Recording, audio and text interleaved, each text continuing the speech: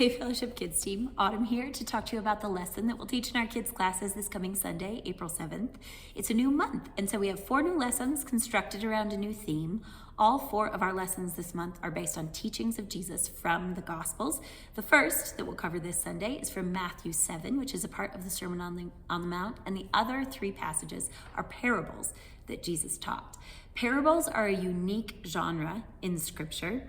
And even though this passage isn't a parable, this passage and those 3 do have some things in common. So all 4 are teachings of Jesus, who was a master teacher and taught in a particular style.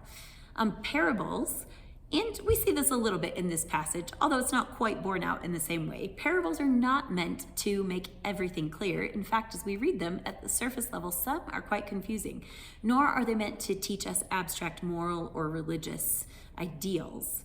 So, what is Jesus intending to do in these passages that we're studying this month then? Well, he's intending to provoke the imaginations of the people who are listening to them and to do the same for us. He's inviting us to look around for where God is at work in the world, to recognize where there are things happening that are aligned with God's kingdom and where there are things happening that are a result of fall.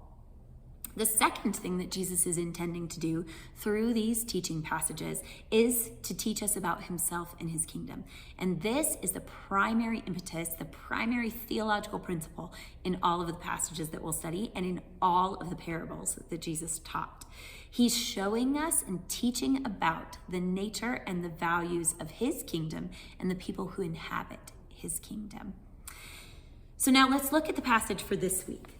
In this passage, which is Matthew 7, 1 through 5, Jesus says, "Don't judge or you too will be judged. And in the same way that you judge others, you will be judged. So with the standard or the measure that you use, that will be the measure by which you are judged." And the second part of this teaching says, "Don't look at the speck of sawdust in your brother's eye and ignore the plank in your own eye. First address the plank in your eye, and then you'll be able to see to help your brother also." So in the first part of this, where Jesus says, "Don't judge or you too will be judged," what does he mean?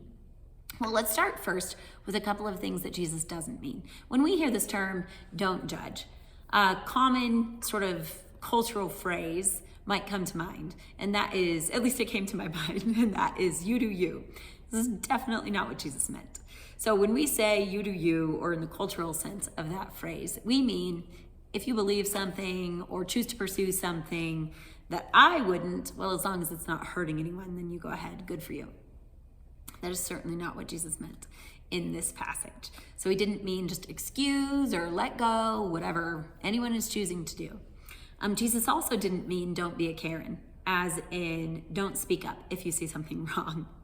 It's clear from other teachings of Jesus that his followers needed to analyze situations, to exercise discernment, and in fact, Jesus teaches them to look at a person's life and to assess by that person's words and actions whether they were bearing good fruit or whether they were bearing bad fruit.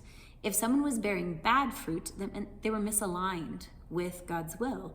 It meant they were not acting in accordance with the values of the kingdom.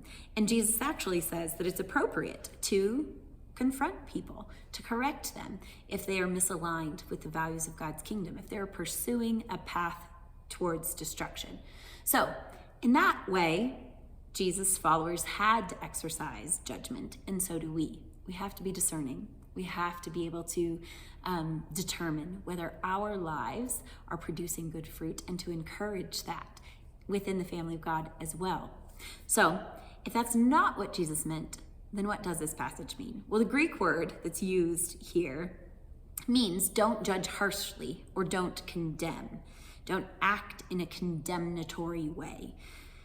Scripture also makes clear that only God knows the thoughts and the intents of the heart, and that ultimate judgment belongs to him. So we're not to put ourselves in a place of judgment that is actually appropriately God's place.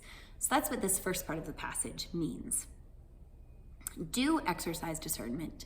Don't set up systems like the Pharisees did that were designed to condemn people, to put themselves in a place as executors of this sort of law that was arbitrary. It really was God's place to determine whether people were living in alignment with his will, even though we can exercise discernment and see that and correct people towards it. We don't stand in a place of ultimate condemnation. Okay, so to the second part of this passage about a speck in your brother's eye and a plank in your own eye, there are a couple of ways to look at this. If you have anything in your eyes, it's hard to see. And Jesus was teaching people to see him as God, to see the people who are a part of his kingdom. And if you are living in a way that is misaligned with God's will, giving space for sin in your life, or giving into ideals that are not a part of God's kingdom, then your judgment, your vision will not be aligned with Jesus's vision. And so you should assess yourself first, ensure that you are seeing in a way, hearing in a way that is aligned with Jesus, and then you can encourage your brother to do the same.